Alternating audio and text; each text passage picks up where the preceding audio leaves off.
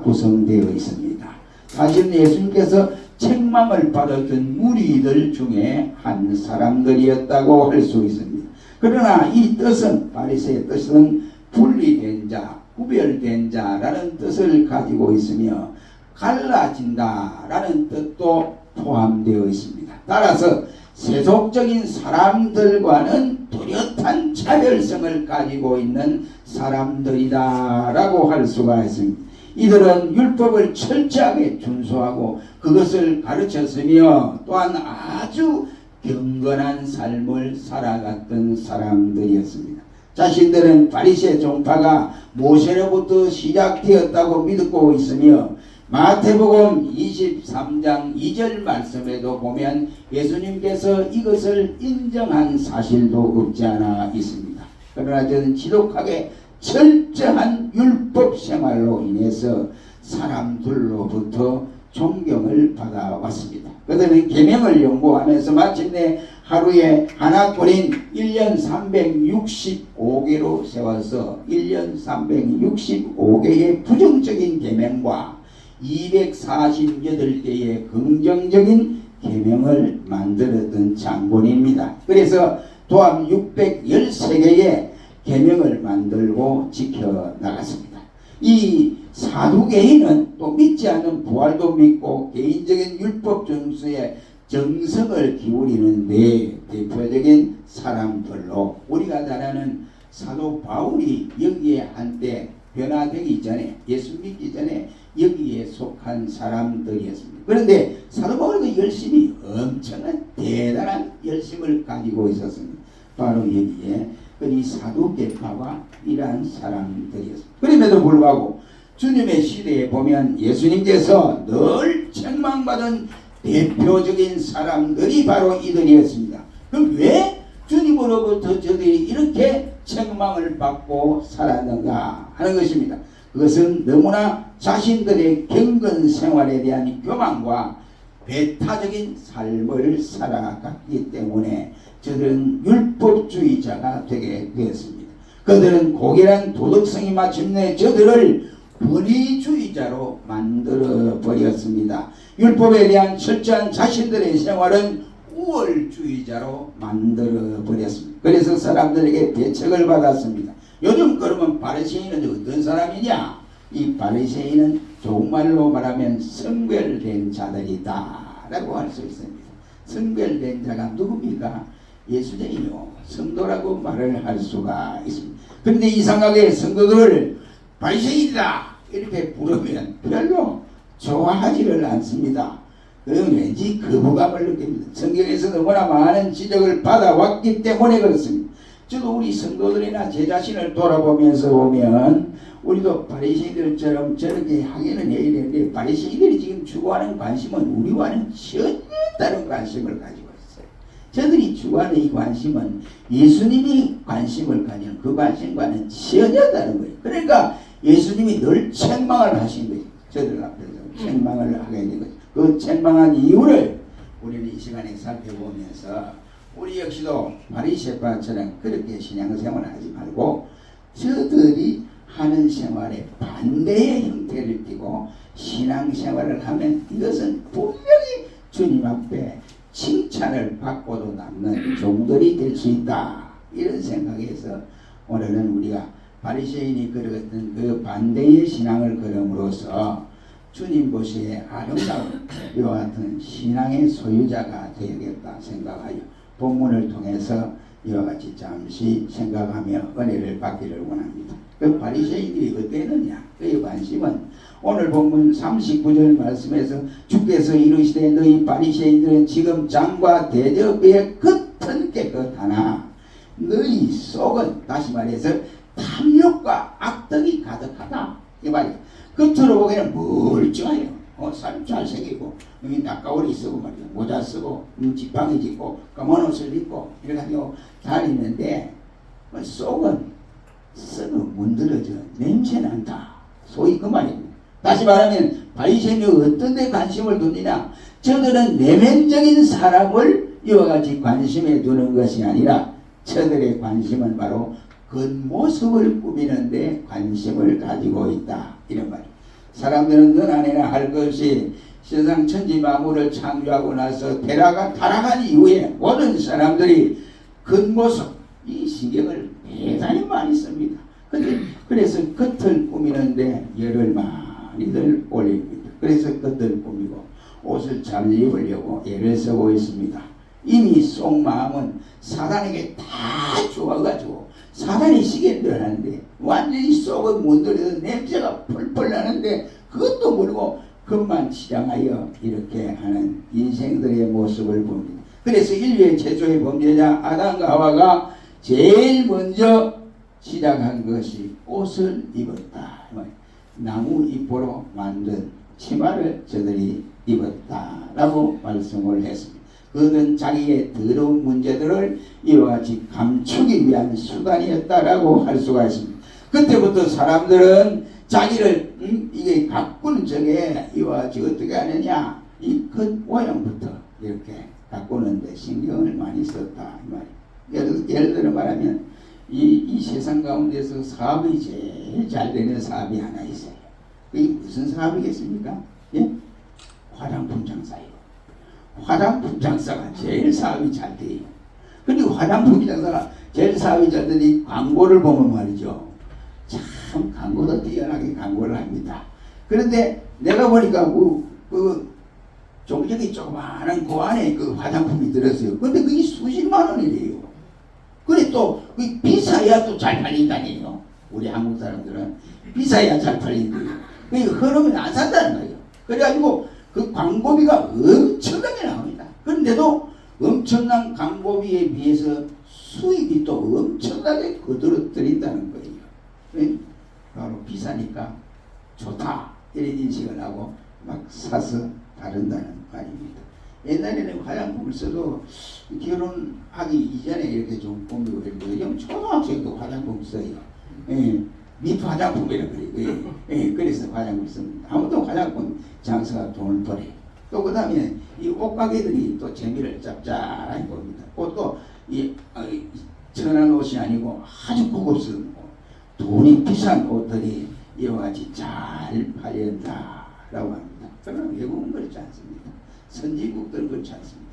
자기 맵시에 따라서 옷을 입는 거예요. 비싼 거 별로 아니에요. 자기 몸에 맞으면 뭐 이게 좀 가격이 낮아져도 그 옷을 사서 입습니다. 그러나 우리나라 사람들은 그렇지 않는 것 같습니다. 가장 비싼 옷을 선호하니까 옷가게들이 이와 같이 비싼 옷을 많이 팔게 된다라고.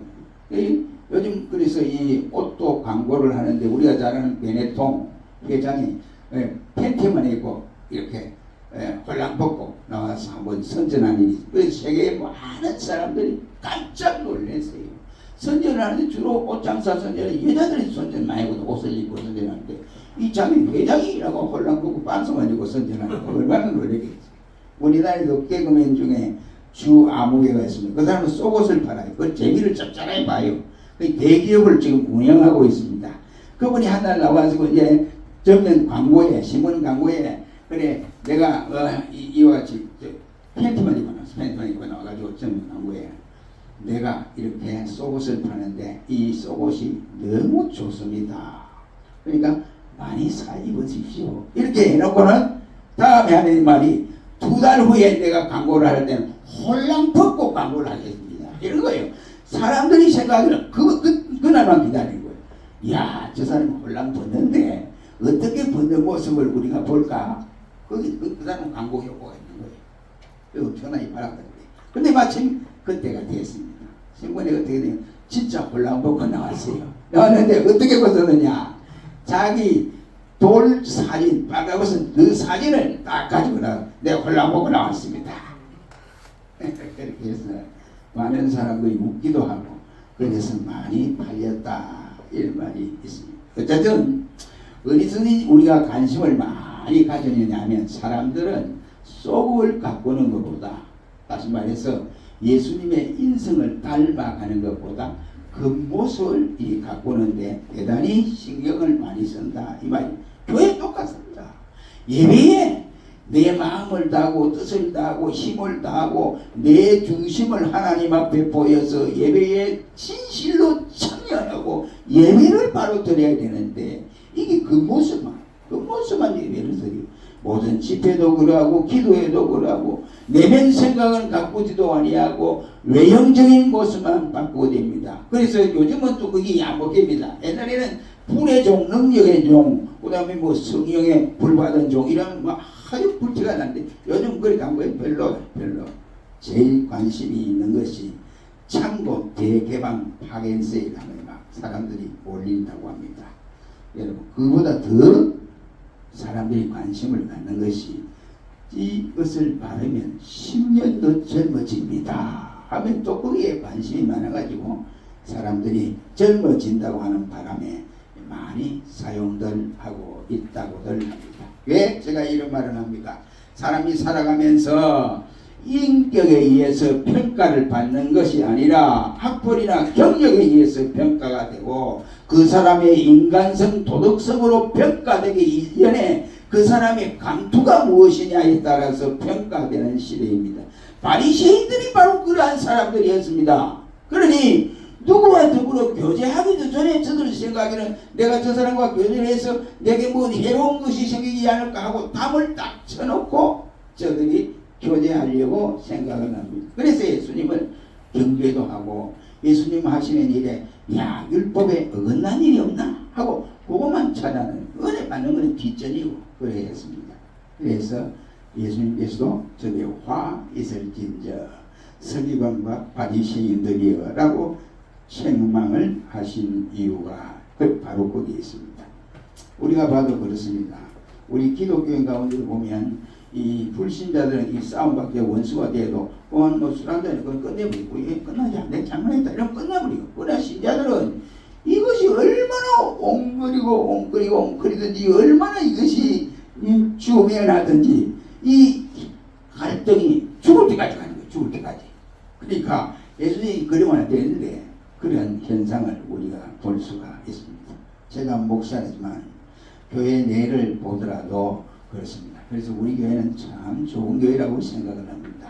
어떤 교회라면 이와 같이 이 겉으로는 멀쩡한데 속은 썩은 냄새가 풀풀 풍기는 신자들도 없지 않아 있다고 생각을 합니다.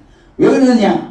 사람들을 모함하고 미워하고 질투하는 것은 믿는 자들을 따라갈 수 없는 세상이 되어져 버렸습니다. 왜 그렇게 됐습니까? 그 사람들을 보면서 저 자신도 매우 안타까운 생각이 들곤 하게 되어집니다. 그래서 오늘은 안 되겠다. 바리새인들을 이같이 우리가 살펴보고 바리새인들의 나쁜 점을 우리가 버리고 좋은 점만 선택하고 그들의 행한 대로 행하지 아니하고 그들의 반대로 우리가 신앙생활을 하면 주님이 꼭 인정하여 주실 것이다 라고 생각을. 그리고 바른 부분에 의해서 우리가 평가되어야 되는데 그러지 못하는 경우들이 많습니다. 오늘 교회 보십시오. 작은 교회는 교회라고 생각하지 않습니다. 대형 교회가 돼야 교인들의 마음에 교회다. 그래서 너 어느 교회 나가지? 이러면 여기도 제일 큰 교회. 여기도 제일 큰 교회. 뭐 우리에게 주님께서 뭐 티켓을 주었습니까? 아니에요. 이게 아닙니다. 그 작은 교회는 예수님의 피가 묻어 있지 않습니까? 작은 교회는 예수님이 세우지 않았습니까? 사람들의 관심이 벌써 외형적으로 이와 같이 변하고 있습니다. 교인들이 많이 모인다. 이것도 관심을 가지고 있고 그거 모르겠습니까? 너 교회 예산이 얼마냐? 이게 또 따집니다. 예산이 이거 부풀어서 크게 이와 같이 올리는 이런 데 관심이 있습니다. 다 모두가 겉모습만을 가지고 평가를 받으려고 하기 때문에 그렇지 아니한가 생각합니다. 그러나 주님은 겉모습만 갖고는 저 바리새인들과 세관들을 향하여 회칠한 무덤 같다라고 말씀을 하고 있습니다. 왜? 회칠한 무덤 겉으로 볼 때는 먼저 대리석으로 이렇게 해서 쫙 따라나는데 속에는 썩어가는 시체가 들어있다. 이런 말이 아니겠습니까? 그러니 너희는 겉으로만 이렇게 꾸미지 말고 속을 단장하라 했습니다. 바리새인들이 기도할 때 그렇습니다. 사거리에 나가 손을 뻗어도 사람들이 왔다 갔다 하는 자리에 중앙에서도 하나님이야 하고 이렇게 큰 소리 이렇게 기도하고 있다 이 말이에요. 선전을 합니다. 금식 하루를 해놓고 금식을 한 열흘 한 건 사람처럼 초치하게 해가지고 내가 금식했네 하고 금식한 표식을 내는 사람이 바로 바리새인들이라고 하죠. 그래서 예수님이 책망을 하신 것입니다. 외식하는 세관과 바리새인들이여, 너희가 장과 대접의 겉은 깨끗한데 그 속은 바로 더러워졌구나 라고 말씀을 하고 있습니다. 우리만이라도 속을 갖고 해야 돼요. 우리만이라도 예수님의 마음을 닮아서 변화된 인격을 가져야 됩니다. 주님 앞에 가지고 예수님이 우리 마음과 속을 다 알고 계시거든요. 또 알고 이게 생자야. 생자. 자기는 뭐 믿었다고 끄떡끄떡 해야 돼. 니 뭐하다 왔어? 그러면 예수 믿고 이렇게 교회를 섬기는. 우리 주님이 볼 때는 이 생자야. 그러나 우리가 볼 때 주님 앞에서 바른 판단을 우리가 받아야 돼요. 그러니 우리의 속 사람이 변화되어야 돼요. 예수님의 인격을 닮아가야 돼요. 쉽게 말하면 갈라디아서 말씀에 따라 성령의 9가지 열매를 차곡차곡 맺혀가야 되는 거예요. 그래야 주님이 만났을 때 주님이 좋아하고 기뻐하시는 것입니다. 사람들에게 보이고 기도해도 안 되고 겉으로 어떻게 뛰려고 인정받으려고 그래해서 안 됩니다. 주님은 우리의 중심을 보시고 계시기 때문에 그러한 것입니다. 사랑하는 성도 여러분, 우리는 어찌하든지 간에 주님 앞에서 내가 어떤 모습으로 살아가는가, 주님 앞에서 내가 어떤 모습으로 경건 생활을 하고 있는가를 잘 체크를 하셔야 됩니다. 그래서 하나님의 눈은 절대로 속일 수가 없습니다. 마태복음 23장 보면 바리새인들이 책망받는 모습이 또 나타납니다. 화 있을진저 라고 말씀을 하는 것이 여기에 계속해서 23절에 6번이나 강조를 하고 있습니다. 그 이유가 뭡니까? 외식하기 때문에 그렇습니다. 주님 앞에 아름다운 모습을 보여야 되는데 속은 더러워서 문드러져 가는데 겉은 멀쩡하게 깨끗하다 이런 말이에요. 그래서 예수님이 너희 마음속에 악독이 가득 찼다, 시기가 가득 찼다, 분쟁이 가득 찼다 라고 말씀을 지적해 주었습니다. 여러분, 우리는 바리새인들처럼 겉을 꾸미지 말고 내면성 속사람을 꾸미시기를 주의 이름으로 축원합니다. 두 번째는 43절 말씀에서 바리새인들은 높은 데 관심이 아주 많습니다. 그래서 예수님의 이 말씀에도 그렇게 비유의 말씀을 했고, 오늘 본문 43절 말씀에도 화 있을 텐데 너희 바리새인들이 내가 회당의 높은 자리와 시장에서 문안받는 것을 기뻐한다 라고 지적을 해줍니다. 너희가 어디를 가면 문안받기를 좋아한다 이 말이에요. 그래서 너희가 어찌렁 막대기나 지고 지팡이 지고 낙가오리 쓰고 양복 입고 까만 거 입고 그 다음에 남이 넥타이 탁 해가지고 이렇게 다니고 어슬렁어슬렁 시장 온다. 그러면 시장에 사람들이 아이고 라비어 오셨습니까? 이러는 거예요. 그걸 좋아해요 저 사람들이. 그리 예수님이 좋아하겠습니까? 한번에 말해서 잔치의 높은 자리, 그 다음에 헤드 테이블을 좋아하고 있다 이런 말이에요. 높은데 오르려고 애를 쓰고 무엇을 차지하려고 꽤나 애를 쓰고 좀 더 낮아지고 섬겨지는 모습을 저들에게서 볼 수가 없습니다. 그래서 주님이 저들을 향하여 심한 책망을 하게 했습니다. 시장에서 문안받기를 좋아하고 잔치집에 너희가 상석에 앉기를 좋아하는도다 라고 했습니다. 오늘날 교회 안에서 이런 사람들이 가끔 많습니다. 교회 안에 보면 너무너무 많은 이와 같은 교회들이, 좋은 교회들이 많이 있지만 그 중에 그렇지 못한 또 사람들도 있습니다. 주보에 우리는 헌금이 누구는 했다 이 헌금 그 기록하지 않습니까? 뭐 하나님이 다 이거 받았니 뭐 그 기록하고 뭐 그냥 기록하는 교회 나쁘다는 소리 아니에요. 왜 그게 하나의 내가 헌금을 했다고 하는 증명서와 같은 것이에요. 그런데 그거는 목사님 왜 내 이름은 작게 나오고 다른 사람은 크게 나왔습니까? 내 이름은 앞에 안 나오고 왜 저 꼬리에 나왔습니까? 초신자들보다 내 이름이 뒤에 있네요? 이래요. 또 어떤 사람은 말해요. 목사님 다른 사람은 이와 같이 내보다 이름이 더 크기는 나는 적어도 나오려면 고디체로 써서 나와야 하지 않습니까? 이런 사람도 없지 않아 있습니다. 그래서 와서 따지고 불평하고 이러한 사람이 없지 않아요. 한마디로 말하면 이 사람들은 보스기질이 있는 사람들이에요. 그러니까 높은 데 올라가야 좋아하고 무슨 행사에 모임에 있어도 자기 한 자리를 더 차게 해줘야 직성이 풀리고 이런 사람들이라고 할 수 있습니다. 그런데 주님은 그것을 원치 않으십니다. 주님은 뭐냐? 낮아지기를 원합니다. 그래서 바리새인들은 야 바리새인들아 잔치집에 갔는데 내 자기는 생각하고 신랑이 오기 전에 먼저 딱 꺼가지고 신랑 내가 친구니까 내가 적어도 신랑 옆에 앉아있는 또 앉아있는 신랑이 들어가요. 야 친구야 니 이거 아니지만 너는 저 밑에 내려가고 내가 또 친한 친구에서 친구가 내 옆에 앉아있는 이러면 너 얼마나 부끄럽느냐. 그런 짓 하지 말고 아예 만석에 앉아있다가 신랑이 와서 야 친구야 왜 너 만석에 앉아있어 이리 와 이리 와 내 옆에 앉아. 그게 얼마나 좋으냐. 그러니까 높은 자리를 차지하려고 애를 쓰지 말고 항상 낮은 자리에 앉을 것을 애를 쓰라 라고 말씀을 하셨습니다. 이러한 말씀은 사도 바울도 여러 번 말씀을 했고 베드로도 이와 같이 말씀을 했고 우리 성경에 이러한 구절을 찾으려면 대단히 많습니다. 그러나 대표적인 구절들을 제가 네 가지를 소개를 하고자 합니다. 잠언 3장 34절 말씀에 진실로 그는 그만한 자를 비웃었으며 겸손한 자에게 은혜를 베푸시느니라 했고 빌립보서 2장 3절 이하의 말씀에 보면 무엇이든지 다툼이나 허영으로 하지 말고 오직 겸손한 마음으로 각각 자기보다 남을 더 대접하라고 했습니다. 로마서 12장 16절 말씀에는 높은 데 마음을 두지 말고 도리어 낮은 데 처하라고 했으며 베드로전서 5장 5절 이하의 말씀에는 하나님이 평안한 자를 대접하시되 겸손한 자에게는 은혜를 주신다라고 말씀을 하고 있습니다.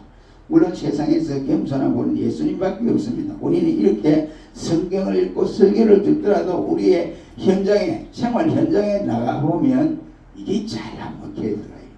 설교하고 나서 다음 주에 와서 지난주 설교 뭐 했습니까? 제목도 모르는 사람도 허다히 많더라고요. 그러니 그러한 삶을 살아가니까 평소에 설교를 뭘 들으니 모르고 살아가니까 경건의 삶을 살아갈 수가 있겠습니까? 없어요. 그러나 주님은 겸손한 자를 높여주십니다. 스스로 높이는 사람은 하늘에 올라가서도 하나님 앞에서 예수님이 끌어내리시. 그러나 겸손한 자에게는 주님께서 그름더미에 앉아있는 사람들을 그를 건드려 높여주신다. 이 말. 세상은 내가 올라가서 높아지는 것이 아닙니다. 주님이 나를 높여주실 때 그 사람은 인정받고 인격자로 높임을 받게 됩니다. 믿으시기를 주의 이름으로 축원합니다. 사랑하는 성도 여러분, 우리는 절대로 높아지지 말고 항상 낮아져서 예수님이 제자들의 발을 씻으시는 것처럼 우리도 낮아지는 이러한 모습으로 믿음 생활 잘 하시기를 바랍니다. 세 번째로 바리새인의 이것은 터집 잡는 데 대단한 관심이 많습니다. 바리새인 특징 가운데 하나는 어떻게 꽃더리를 잡으면 좋을까. 그러니까 예수님 뒤를 쫄쫄 따라다녀요. 안식일날 예수님이 이제 성전에서 성경을 가르치고 이러는데도 저기 또 율법에 은한 것을 가르치지 않느냐. 또 저 끝나고 나서 병자를 고칠 것인데 이와 같이 안전병이나 이 벙어리 된 자 아니면 눈먼 자를 고칠 것인데 저기 주일날 저렇게 고치는 것이 아니냐. 안식일날 고치는 거 아니냐. 꽃돌이 잡으려고 예수님 뒤를 따라다니곤 했습니다. 여러분 주일에 이와 같이 병자를 고쳤다고 해서 저들이 하는 말이 왜 오늘은 안식일인데 왜 병자를 고칩니까? 할 때 예수님께서 그러면 안식일에 소가 짐승이 구덩이에 빠졌다. 그럴 경우에 너희는 그러면 그 빠져서 죽도록 그냥 지나가냐?